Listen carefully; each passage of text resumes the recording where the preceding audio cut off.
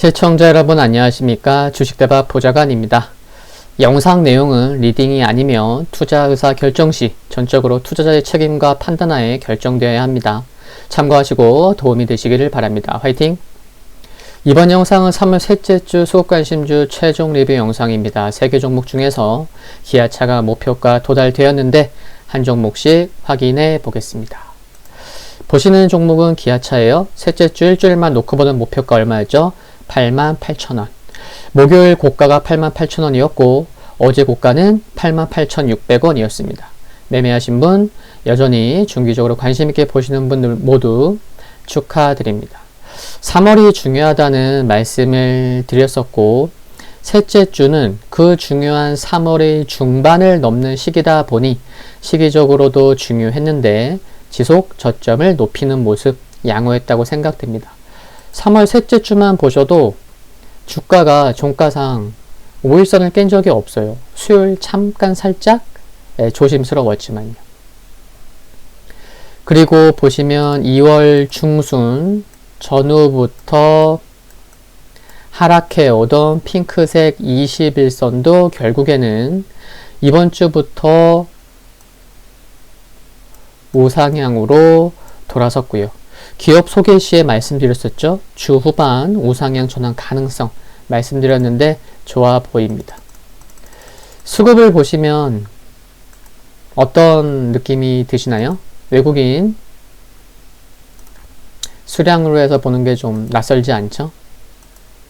외국인 화요일과 금요일 매도했지만 매수할 때의 수량과 비교해 보면 매도는 크게 의미 없었던 것처럼 보일 정도로 외국인 수급 여전히 견조하고요. 기관 수요일에 팔았지만 기관 수급 여전히 괜찮습니다. 투시는 7거래일째 매수를 하는 것도 확인할 수 있고 보험 6거래일째 연속 매수하는 모습입니다. 중간점검에서도 말씀드렸지만 외국인의 경우 둘째 주 일주일 동안 1,010억 원을 매수했지만 이번 주 월요일에만 외국인은 1,000억 원을 매수했었으니까 매수가 좀 과감해진 모습인 거고 또 목요일 같은 경우에는 외국인과 기관 합쳐서 1,000억 원 이상을 매수했어요. 금액으로 바꿔보면 그쵸? 외국인 477, 기관 826. 그러니까 거의 한 1,300억을 매수한 겁니다.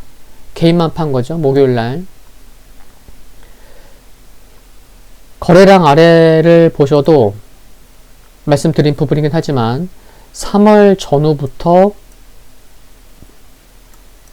이처럼 파란색 외국인, 빨강색 기관 모두 매수로 전환했고 이렇기 때문에 2월 말 3월 초 전후부터 주가도 외국인과 기관의 동반 매수, 쌍끌의 매수가 유입되다 보니 주가도 점진적인 계단식 상승이 나오고 있다는 거죠. 개인만 매도한 거예요.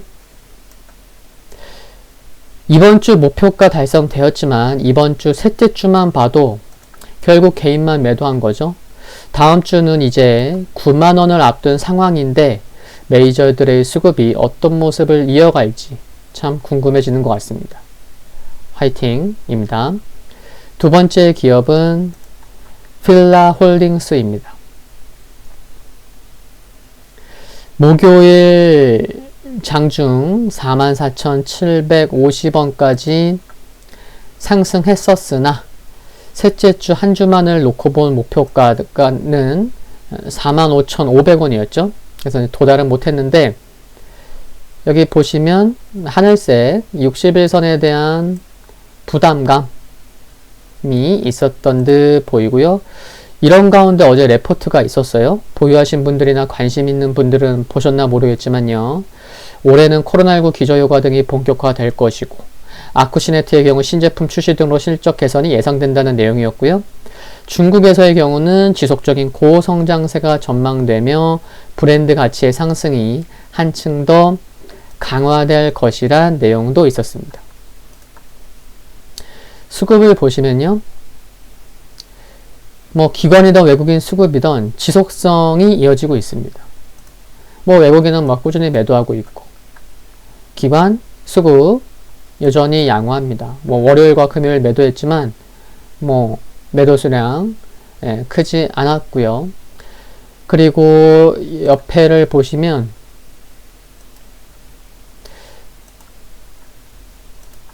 사모펀드 수급도 여전히 좋고, 뭐 투신 어제만 뭐 125주 팔았지만 꾸준한 수급 이어지고 있었고, 보험 같은 경우에는 3월 셋째 주에도 연일 매수했지만 보험은 현재 13거래일째 하루도 빠짐없이 연일 매수하고 있는 것도 눈에 띕니다. 뭐 내려보면 알 수 있는 부분이죠. 3월 3일부터, 그러니까 3월 들어서 3월 2일만 빼놓고는 어제까지 연일 매수 중이에요. 보험은.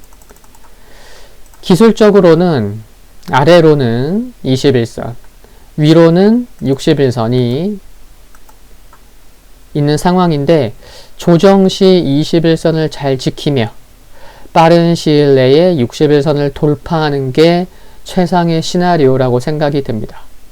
기관, 외국인 수급이 정반대로 나오는 상황인데, 수급에서의 변화가 나오는지도 관심 있게 보시는 것이 좋지 않을까 생각이 듭니다.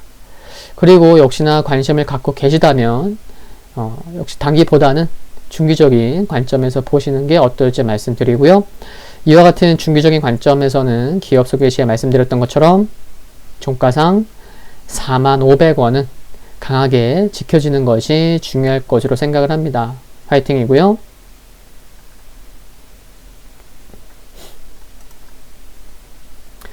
그리고 마지막 종목은 진성 TEC입니다. 셋째 주만 놓고 보는 목표가는 13,800원이었었는데 지난 화요일 100원 부족한 13,700원을 터치하면서 목표가에는 도달하지 못했어요. 수요일로 가서 요때죠. 중간점검할 때 중간점검 영상에서 주가가 이처럼 5일선을 이탈하더라도, 5일선이 이탈되더라도 강한 종목이라면 5일선 이탈 후에 하루 이틀 내에 다시 재차 강한 모습이 나올 수 있는 점도 참고하시면 좋겠습니다 라고 말씀을 드렸었는데, 어땠죠? 바로 다음날 목요일에 장중에 6%대 상승이 나오기도 했었어요. 6.2%. 그래서 개인적으로도 생각하기에 5일선 깼다가 바로 다음날 이처럼 강하게 회복하는 모습을 보이니까 아직 살아있긴 살아있구나 하는 생각도 할 수 있었던 것 같습니다. 수급을 보시면 기관은 셋째 주 금요일에만 매도했을 뿐 월화수목 꾸준히 매수를 이어갔고요. 여전히 수급은 좋습니다. 금융투자도 그렇고 연기금도 그렇고 투신도 그렇고. 그리고 거래량 아래를 보셔도 딱 눈에 띄죠. 기관은 셋째 주에만 금요일만 살짝 매도했을 뿐이지, 이렇게 3월 들어서 매수로 전환된 수급은 계속해서 이어지고 있다는 거예요. 그쵸? 이어지고 있다는 겁니다. 금요일만 살짝 매도했을 뿐. 기술적으로 전고점 수준에서 한 번 더 치고 나가지 못했기 때문에 가격 조정보다는 기간 조정 성격의 모습, 좀 쉬어가려는 모습이 나오려는 듯도 한데, 다음 주 가면 주가를 빠르게 쫓아오는 우상향 중인 이 녀석, 요 11선을 만나는 상황이기 때문에 11선을 만나면서도 쉬어갈지 아니면 11선을 만나면서 반등을 보일지 여부가 중요하다고 생각이 듭니다. 참고하시고요. 화이팅입니다.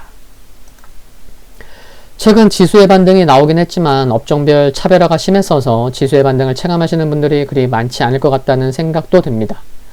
양시장을 놓고 봐도 코스닥은 어제도 상승했어요. 그래서 7거래일 연속 상승했지만 코스피는 그러지 못했으니까 이런 말씀 드릴 수 있는 거고, 그러나 이럴 때일수록 마인드 컨트롤도 하시면서 더 화이팅 하시면 좋겠습니다. 3월 셋째 주 수급관심주 최종 리뷰 영상은 이만 마무리하겠습니다. 다음 주 3월 넷째 주 수급관심주 영상은 내일 오후 6시에 전체 공개가 되고요. 절친 가족분들께는 오늘 중으로 소개될 예정입니다. 여유롭고 행복한 주말 되십시오. 감사합니다.